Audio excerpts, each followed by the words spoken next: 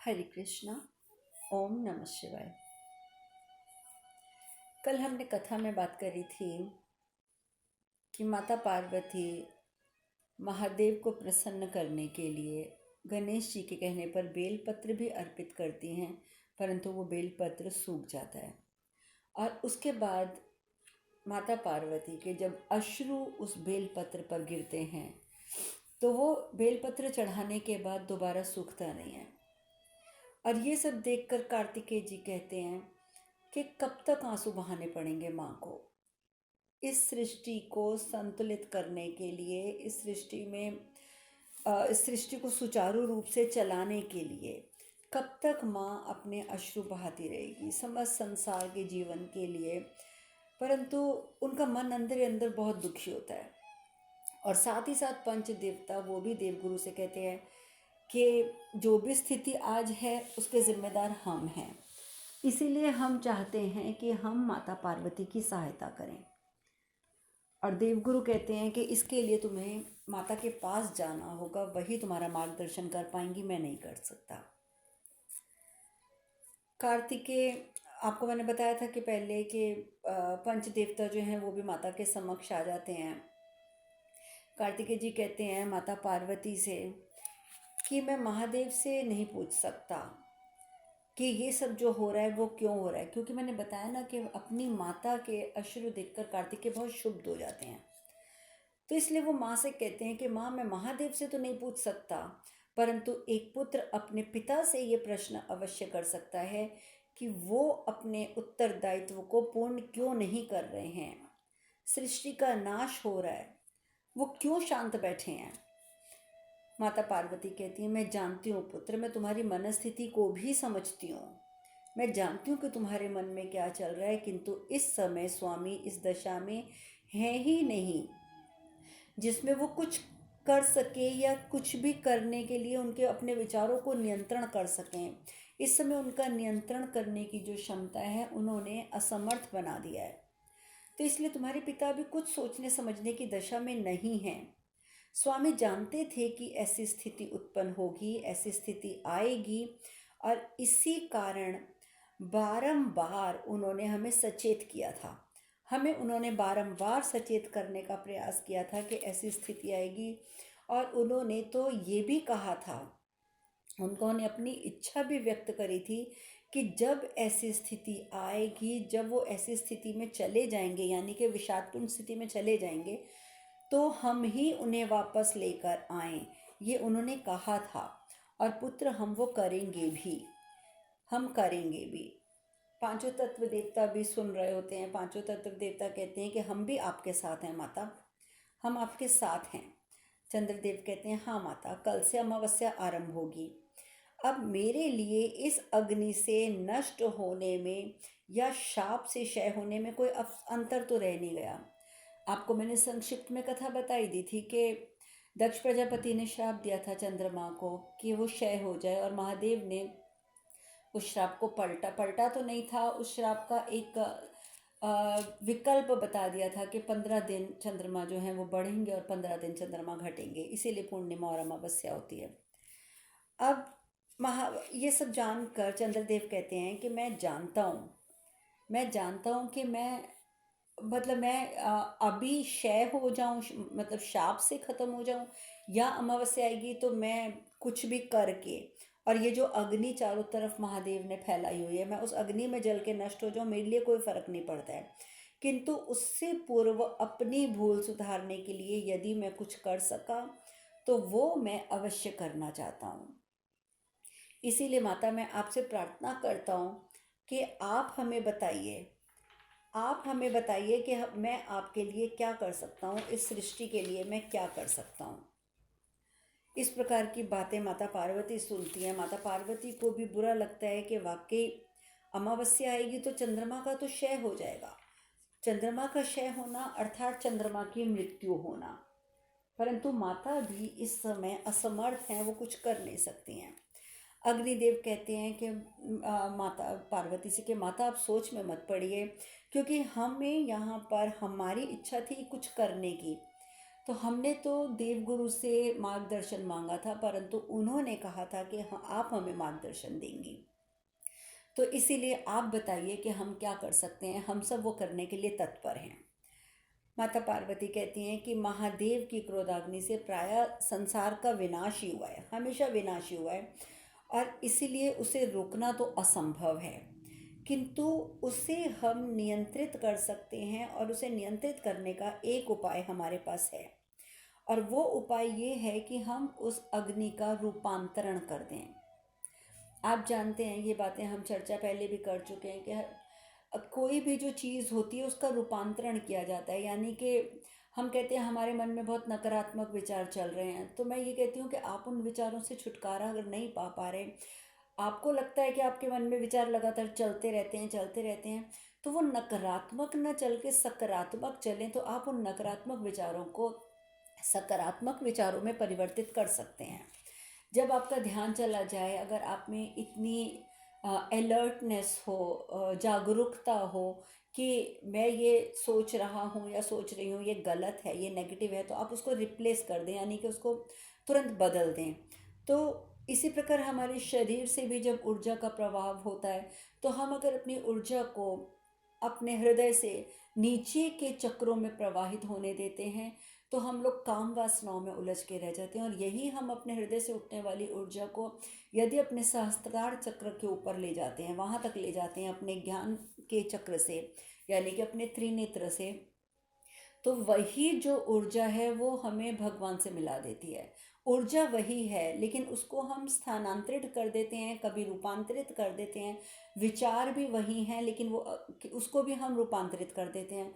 तो यही चीज़ें माता पार्वती ने बताई कि हमें उस ऊर्जा को, यानी उस अग्नि को रूपांतरित करना होगा। हमें इस क्रोधाग्नि की ऊर्जा लेकर कहीं और उसका समायोजन करना होगा, ताकि वो ऊर्जा जो संसार को जलाने का कार्य कर रही है, वो जलाने का कार्य ना करे। और हमें उस ऊर्जा को कहीं पे स्थापित करना होगा, ताकि कोई ऐसी जगहें हमें देखनी होंगी जहाँ पर हम उस ऊर्जा को एकत्र कर सकें, उस जलती हुई अग्नि को एकत्र कर दें, ताकि उससे नाश रुक जाए। माता पार्वती कहती हैं कि इसके लिए हम भिन्न भिन्न स्थानों पर जाकर शिवलिंगों की स्थापना करेंगे, विभिन्न विभिन्न स्थानों पर जाकर। और उन जब हम वो शिवलिंग की स्थापना करेंगे, तो उन शिवलिंगों में हम स्थानांतरण करेंगे इस क्रोधाग्नि का। आप सब जानते हैं कि शिवलिंग की जो संरचना होती है वो इसी प्रकार की होती है कि वो हर प्रकार की रेडियो एक्टिव किरणों को भी खींच लेती है। तो माता पार्वती ने हमें यही बताया कि वो शिवलिंग की जब स्थापना करेंगी, तो वो ऊर्जा जो क्रोधाग्नि की ऊर्जा है, जिससे कि जगह जगह आग लग रही है, वो आग नहीं लगेगी। उस ऊर्जा को हम सारे शिवलिंगों में व्यवस्थित कर देंगे, उसको समायोजित कर देंगे, ताकि आग और ना फैले। तभी गंगा देवी भी उपस्थित हो जाती हैं। वो कहती हैं, ठीक है पार्वती, इसमें मैं तुम्हारी सहायता करूँगी। माता पार्वती कहती हैं, अवश्य दीदी। और माता पार्वती कहती हैं कि ये प्रत्येक शिवलिंग एक एक तत्व का प्रतीक के रूप में माना जाएगा। यानी कि आज तक जो शिवलिंग बने थे, आप सब जानते हैं कि महादेव ने जो जो कार्य किए, उस कार्य से रिलेटेड वो शिवलिंग बने। कभी कार्तिकी जी ने शिवलिंग स्थापित किया तो वो उनके नाम से शिवलिंग बन गया। कभी गणेश जी ने, जैसे बैजनाथ वगैरह शिवलिंग की हमने चर्चा करी थी।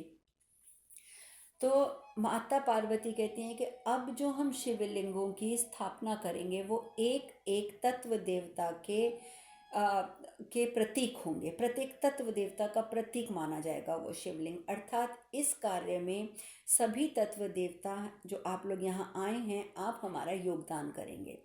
माता पार्वती की बात सुनकर देवता बहुत प्रसन्न हो जाते हैं, क्योंकि उन्हें लगता है कि जो भी समस्या इस समय आई है, उसमें कारण तो वो देवता ही हैं, और इस माता पार्वती ने उन्हें योगदान देने का जो अवसर प्रदान किया है, उससे उनकी जो ग्लानि है उनके हृदय की, वो कुछ कम हो जाएगी।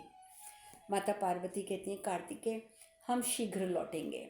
और ये कह के माता पार्वती, गंगा देवी और पंच देवता सभी वहाँ से प्रस्थान करते हैं। एक स्थान पर माता पार्वती सर्वप्रथम एक शिवलिंग की स्थापना करती हैं, अपने हाथों से शिवलिंग उपस्थित करती हैं। वो और उस शिवलिंग को उपस्थित करके माता पार्वती कहती हैं कि ये जल का प्रतीक होगा, ये शिवलिंग जल का प्रतीक होगा। और जो शिवलिंग वहाँ उपस्थित होता है उसको देखकर माता पार्वती कहती हैं कि वरुण देव आप यहीं पर स्थापित हो जाइए। और वरुण देव वहीं रुक जाते हैं और वो जलाभिषेक करते हैं उस शिवलिंग का। तो जब उनका शिवलिंग का जलाभिषेक करते हैं तो उसी समय भगवान विष्णु जो कि क्षीर सागर में बैठे ये सब देख रहे हैं, वो कहते हैं कि ये शिवलिंग अप्पुलिंगम के नाम से जाना जाएगा, जो यानी कि जो वरुण देव के नाम का शिवलिंग बना, यानी कि जो जल का प्रतीक शिवलिंग बना, उसका नाम पड़ा अप्पुलिंगम। फिर दूसरा शिवलिंग अग्निदेव के लिए माता पार्वती स्थापित करती हैं। फिर तीसरा शिवलिंग पवन देव के लिए वायुलिंगम करती हैं। चौथा शिवलिंग सूर्य देव के लिए करती हैं। लेकिन सूर्य देव के लिए बाकी देखिए अग्निदेव, पवन देव और जल देवता जो हैं यानी कि वरुण देव, ये लोग तो जल अभिषेक करते हैं और ऊर्जा का समायोजन हो जाता है वो हर एक शिवलिंग में। लेकिन जब सूर्य देव का शिवलिंग जैसे स्थापना करती हैं माता पार्वती, तो महादेव इतने क्रोधित हो जाते हैं, इतने क्रोधित हो जाते हैं कि उनकी क्रोधाग्नि जो है वो वहाँ तक पहुँच जाती है जहाँ पर कि सूर्य देव के शिवलिंग की स्थापना की जा रही होती है। सब भयभीत हो जाते हैं कि ये हो क्या रहा है, अगर यहाँ पर भी अग्नि पहुँच गई तो इसका समावेश तो हो नहीं पाएगा शिवलिंग के अंदर, और ये अग्नि जो है ये विध्वंसकारी बन जाएगी। परंतु तभी माता जो होती हैं, मतलब माता पार्वती, वो अखिलंदेश्वरी का रूप धारण करती हैं।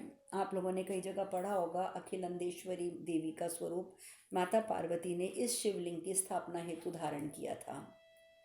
और फिर वो अपने शरीर से अग्नि ऊर्जा उत्पन्न करती हैं। और जो पहले के 3 शिवलिंग थे यानी कि वरुण देव का, पवन देव का और अग्निदेव का, उन तीनों को अपने द्वारा भेजी गई अग्नि से वो एक किस्म से उनके ऊपर कवच बना देती हैं ताकि वो शिवलिंग जो है वो सुरक्षित हो जाएं। और उसके बाद सूर्य देव के लिए बनाए गए शिवलिंग में ऊर्जा प्रवाहित करती हैं। और जब वो सूर्य देव के लिए जो शिवलिंग बनता है उसमें ऊर्जा प्रवाहित करती हैं, तो क्योंकि प्रवाहित ऊर्जा किसने करी? माता पार्वती ने। माता पार्वती, आप जानते हैं कि वो प्रकृति हैं, तो पृथ्वी तत्व भी उनके अंदर ही आता है। चाहे पृथ्वी देवी अलग हैं परंतु पृथ्वी तत्व उनके अंदर भी समाया हुआ है। तो इसीलिए इस समय जैसे वायुलिंग, अप्पुलिंगम, अग्निलिंगम इन सब की स्थापना हुई थी, ऐसे ही सूर्यदेव की निगरानी में जो लिंग बनाया जाता है वो पृथ्वी लिंगम के नाम से बनता है। मतलब वो उसमें माता पार्वती की पृथ्वी की शक्तियाँ जाती हैं। नारद मुनि भी विष्णु भगवान के साथ बैठकर जो देख रहे हैं कि किस प्रकार से लिंगों की स्थापना हो रही है, और माता ने अखिलेश्वरी का रूप धारण किया है, माता अखिलेश्वरी का। तो अखिलिंगेश्वरी, ये मैं नाम यहाँ पे मैं गलत बोल रही हूँ क्योंकि थोड़ा सा मुश्किल नाम है उनका। जो ये देवी का नाम है वो है अखिलिंगेश्वरी, अखिलिंगेश्वरी, ये हाँ यही नाम है। तो उसकी स्थापना होती है। नारद मुनि जो कि क्षीर सागर में विष्णु भगवान के पास बैठे हुए सब कुछ देख रहे हैं, वो कहते हैं चलिए प्रभु चलिए, मैं दर्शन करने के लिए व्याकुल हो रहा हूँ देवी के। तो उसी समय ब्रह्मा जी, विष्णु जी, सरस्वती माता, लक्ष्मी माता, नारद मुनि सब के सब वहीं पर उपस्थित हो जाते हैं जहाँ पर ये पृथ्वी लिंगम की स्थापना होती है। और सब लोग जो हैं जैसे वहाँ पहुँचते हैं तो माता पार्वती जो अभी तक अखिलिंगेश्वरी देवी जी के रूप में वहाँ उपस्थित थी, वो अपने वास्तविक स्वरूप में आ जाती हैं। और माता पार्वती उस शिवलिंग का अभिषेक स्वयं करती हैं, सूर्यदेव नहीं करते हैं उस शिवलिंग का अभिषेक। उसका अभिषेक जो है माता पार्वती स्वयं करती हैं। और जैसे ही माता पार्वती अभिषेक करती हैं, क्योंकि उन्होंने अपनी ऊर्जाएं उसमें प्रवाहित कर दी, अपनी ऊष्मा उसमें प्रवाहित कर दी थी, महादेव धीरे धीरे शांत होने लग जाते हैं। और जब माता पार्वती वहीं बैठकर, सबके समक्ष बैठकर और उस शिवलिंग की अभिषेक करके ओम नमः शिवाय का जाप करते हैं, तो महादेव के अंदर धीरे धीरे शांति का वास होना शुरू हो जाता है। धीरे धीरे शांति का वास आना शुरू होता है। उनकी जो जटाएं जो कि खुली रहती हैं, बिखरी रहती हैं, उनकी वो जटाएं अपने आप बंध जाती हैं। भगवान विष्णु कहते हैं कि आज से चिरकाल तक महादेव के इस लिंग को दिगंबरेश्वर महादेव के नाम से जाना जाएगा। तो वो जो पृथ्वी लिंग की स्थापना हुई थी उसका नाम भगवान विष्णु ने रखा दिगंबरेश्वर महादेव। और पंचभूत स्थलम में भगवान विष्णु कहते हैं, क्योंकि पंचभूतों की ही स्थलों की ये रचना हो रही थी, स्थापना हो रही थी, तो महादेव कहते हैं कि पंचदेव के जितने भी ये स्थल बनेंगे इसमें महादेव के इस लिंग का विशेष स्थान रहेगा। कौन से का? दिगंबेश्वर महादेव, दिगंबरेश्वर महादेव लिंग, इसका विशेष स्थान रहेगा। और उसके बाद जल तत्व के का जो लिंग था उसको नाम दिया प्रभु ने, यानी कि नारायण ने, जम्बुकेश्वर लिंग। आकाश तत्व के लिंग को के मंदिर को उन्होंने कहा चित्तांबरम नटराजन। और अग्नि तत्व के लिंग मंदिर को अन्नामलैयर। वायु तत्व के लिंग मंदिर को श्री महाकाल हस्तेश्वर। और इस प्रकार से पांचों तत्व देवताओं के जो मंदिर बने, पांचों शिवलिंग, उनके इस प्रकार से नाम दिए गए। तो इस प्रकार से पांचों तत्व देवताओं के शिवलिंगों की स्थापना हुई। जल तत्व के शिवलिंग जम्बोकेश्वर, आकाश तत्व के लिंग चिदांबरम नटराजन, अग्नि तत्व के लिंग अन्नामलैयर, वायु तत्व के लिंग श्री महाकाल हस्तेश्वर। इस प्रकार से सबका नामकरण कर दिया गया। और जो पृथ्वी तत्व का लिंग है उसका तो मैंने बता ही दिया, दिगंबेश्वर। और इस प्रकार से पांचों लिंगों की स्थापना होती है।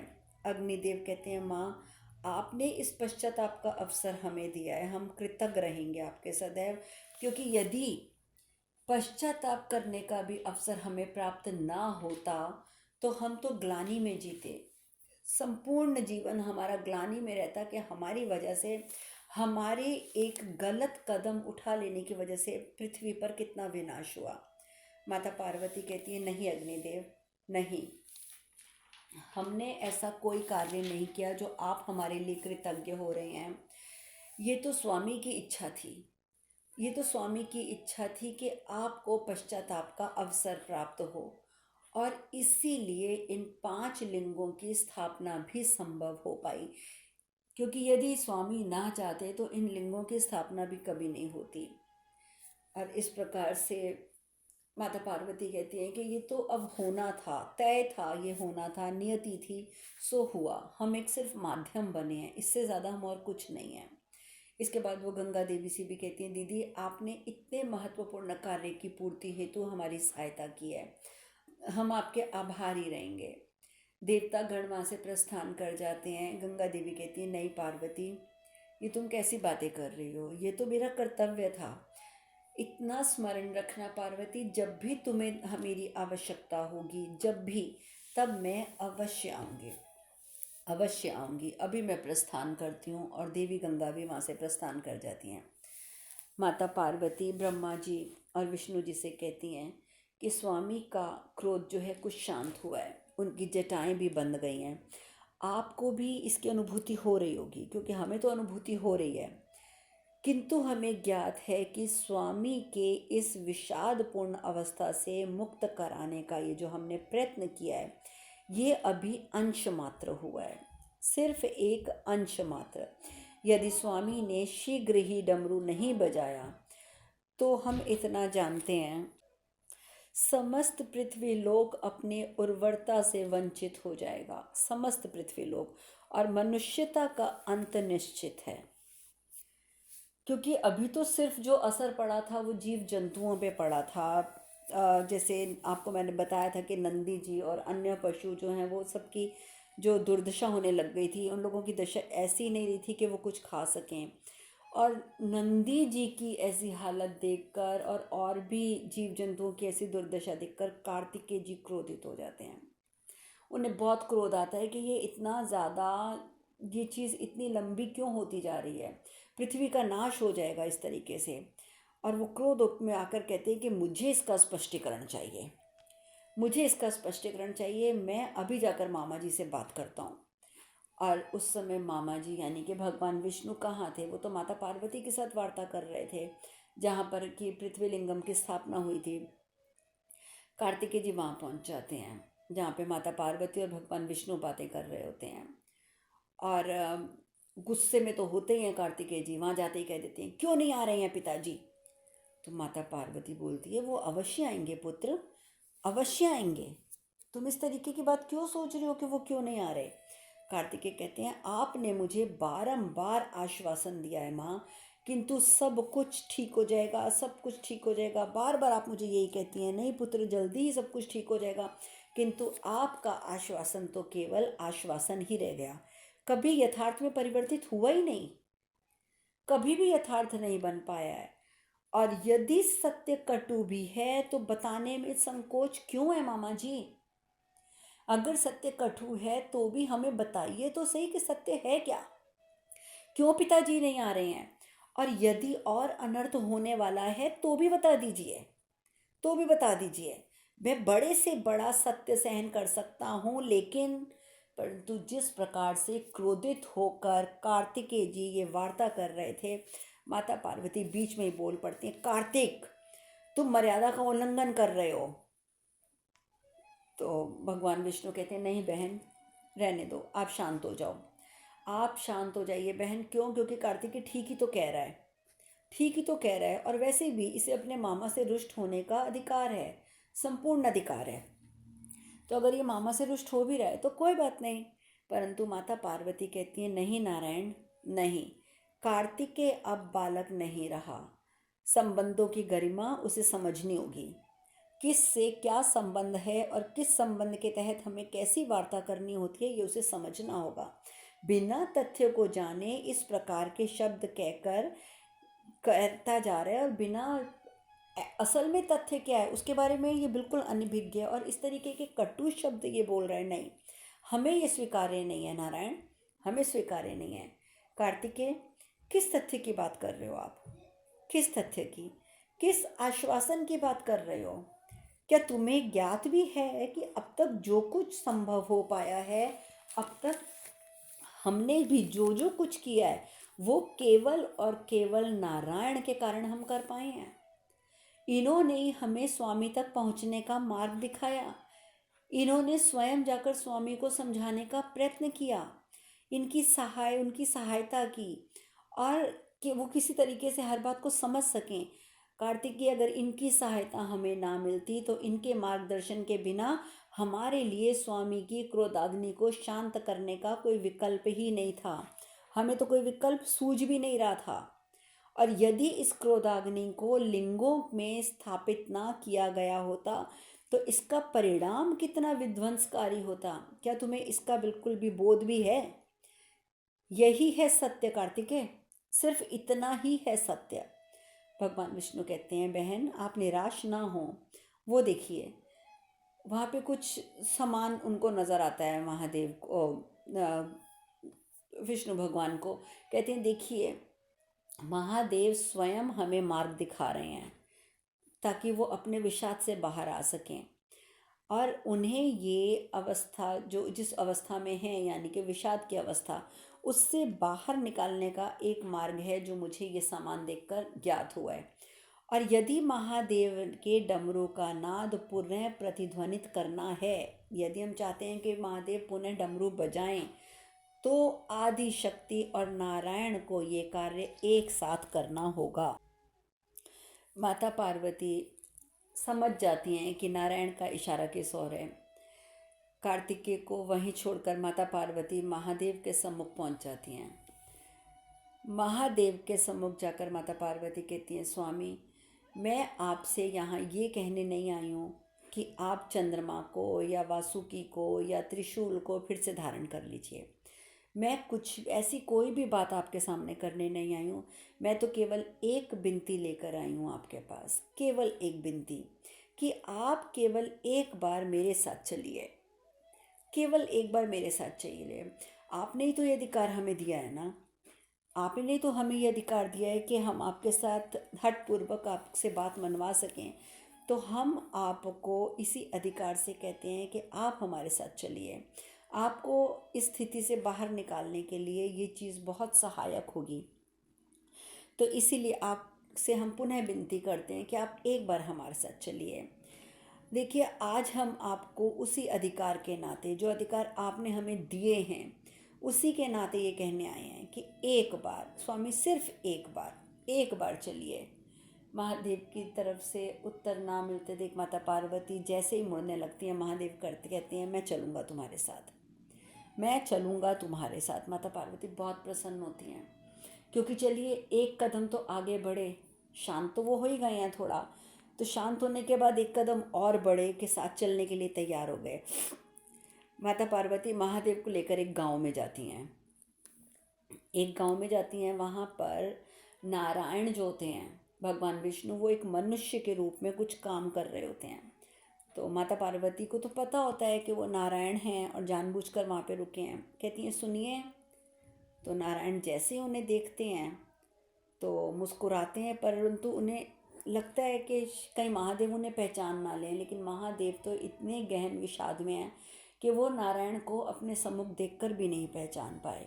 उन नारायण को नहीं पहचान पाए जिनका स्मरण, जिनका चिंतन, जिनका नाम जो है 24 घंटे महादेव के मुख पर रहता है। आज महादेव उन्हीं नारायण को नहीं पहचान पाए। तो नहीं पहचान पाते हैं। नारायण जैसे ही देखते हैं महादेव और माता पार्वती को, कहते हैं, पधारिए पधारिए पधारिए। मैं धन्य हो गया कि मेरे यहाँ पर अतिथि पधारे हैं, मैं तो धन्य हो गया। किंतु क्षमा कीजिएगा कि अकाल के कारण मैं आपका स्वागत सत्कार नहीं कर सकता। आप मेरे घर आ जाइए, लेकिन मैं आपके समक्ष कुछ प्रस्तुत नहीं कर पाऊँगा, क्योंकि यहाँ पर अकाल पड़ा है। और जानबूझकर महादेव के सामने ही नारायण क्या करते हैं कि जो अनुर्वक भूमि होती है, यानी कि जो बिल्कुल ही भूमि जो बिल्कुल शुष्क हो चुकी होती है, उस भूमि के ऊपर ज़बरदस्ती हल चलाने का प्रयास करते हैं। लेकिन हल सूखी भूमि पर चलता ही नहीं। जो बैल होते हैं वो पूरा जोर लगाते हैं हल खींचने के लिए, लेकिन हल चलता ही नहीं। महादेव कहते हैं कि इस अकाल ग्रस्त शुष्क भूमि को जोतने के लिए इन वृषभों को कष्ट क्यों दे रहे हो? क्या आपको ऐसा प्रतीत नहीं होता कि आप वृषभों को, यानी कि बैलों को कष्ट दे रहे हो? आपको ये समझना चाहिए कि भूमि शुष्क है, हल कैसे चलेगा? तो नारायण ना उसी समय खड़े हो जाते हैं, सीधे खड़े होकर बोलते हैं, वर्षा ना होने के कारण भूमि पाषाण होती जा रही है, और ये मुझे ज्ञात है। मुझे ज्ञात है कि मेरी जो भूमि है वो पाषाण होती जा रही है। परंतु यदि मैंने खेती करना ही छोड़ दिया तो मुझे भय है कि मैं और मेरे वृषभ जो हैं वो कहीं खेती करना भूल ही ना जाएं। कहीं ऐसा ना हो जाए कि हम भूल ही जाएं कि खेती करते कैसे हैं, क्योंकि खेती करना हमारा कर्म है। और सिर्फ कर्म नहीं है, ये हमारा धर्म भी है। और अगर किसी ने, मुझसे याद है, मुझे एक बार कहा था कि कर्म करो, मुझे याद है किसी ने कहा था, कर्म करो, कर्ता मत बनो। कर्म करो और वो भी वैरागी भाव से करो। तो मैं वही तो कर रहा हूँ। मैं तो हल चलाने का प्रयास कर रहा हूँ। भूमि पर हल चले ना चले वो अब बाद की बात है। मैं करता थोड़ी हूँ, मैं तो सिर्फ कर्म कर रहा हूँ। और मेरा कर्म यही कहता है कि मेरा धर्म और कर्म है खेती करना, तो मुझे तो हल चलाना ही चलाना है। तो मैं कर तो रहा हूँ, देखो। तो महादेव को एकदम याद आ जाता है कि उन्होंने, आप लोगों को भी कथा में याद होगा कि भगवान श्री राम को कहा था एक बार कि कर्ता मत बनो, कर्म करो वैरागी भाव से। तो ये यही वाक्य तो बोले थे, और यही वाक्य इस समय भगवान विष्णु महादेव के समक्ष दोहराते हैं कि किसी ने मुझे ऐसा करने के लिए बोला था। माता पार्वती कहती हैं, स्वामी, प्रत्येक बार ऐसा हुआ है कि हम किसी स्थिति से इतने प्रभावित हो गए कि उसका परिणाम समस्त सृष्टि को भुगतना पड़ा। और इतनी बार ये सब हमारे साथ हुआ, और इस बार यही आपके साथ हुआ है। और हमारे ऊपर आए हुए संकट के कारण आप इतने प्रभावित हो चुके हैं कि इस अवस्था में आप निकल नहीं पा रहे हैं। और जिसका परिणाम समस्त सृष्टि को भुगतना पड़ रहा है। क्योंकि देखिए, माता पार्वती ये तो जानती हैं कि उनकी दशा देखकर, उनकी मूर्छा होने की स्थिति में जब वो थी, जब वो मूर्छित हुई थी, वो देखने के बाद ही तो महादेव विषाद में गए कि वो क्यों नहीं कर पाते माता पार्वती के लिए कभी भी कुछ भी। तो माता पार्वती बोलती हैं कि हर बार हमारी वजह से ये होता रहा है कि सृष्टि को बहुत कुछ भुगतना पड़ा है, परंतु इस बार आप गए विषाद में, लेकिन गए तो आप इस बार भी हमारी वजह से हो। हम केवल आपको ये विश्वास दिलाना चाहते हैं स्वामी कि अब हम पूर्ण रूप से सकुशल हैं, हम स्वस्थ हैं, और यदि ये सब कुछ संभव हुआ है तो वो सिर्फ आपके कारण, सिर्फ और सिर्फ आपके कारण ये संभव हो पाया है कि आज हम सकुशल आपके सम्मुख खड़े हैं। अब महादेव के ऊपर इन बातों का कितना असर होता है, ये चर्चा हम कल करेंगे। आज हम कथा में यही विश्राम लेंगे। हरे कृष्ण कृष्ण कृष्ण हरे हरे, हरे राम राम राम हरे हरे। आप सब खुश रहें, सुखी रहें, स्वस्थ रहें। हरे कृष्णा। ओम नमः शिवाय, ओम नमः शिवाय, ओम नमः शिवाय, नमः शिवाय, नमः शिवाय।